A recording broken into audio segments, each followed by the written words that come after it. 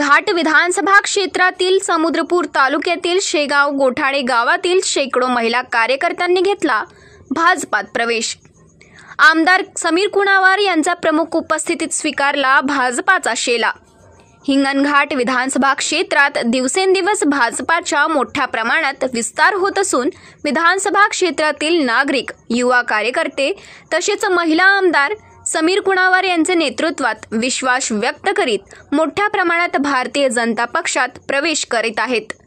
आज दिनांक 13 एप्रिल रोजी विधानसभा हिंगणघाट क्षेत्रातील समुद्रपूर तालुक्यातील शेगाव गोठाडे गावातील महिला कार्यकर्त्यांनी आमदार समीर कुणावार यांचा विधानसभा क्षेत्रातील लोकाभिमुख विकास तसेच कार्यसम्राट आमदार यांची कार्यशैली पाहता मोठ्या संख्येने भाजपात प्रवेश केला।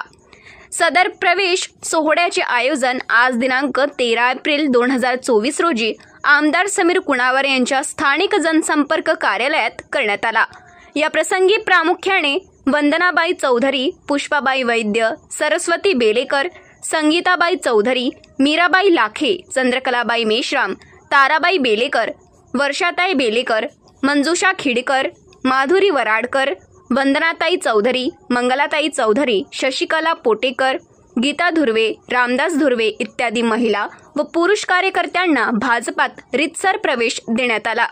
उपरोक्त कार्यक्रम आमदार समीर कुणावार यांच्या प्रमुख उपस्थितीत संपन्न झाला।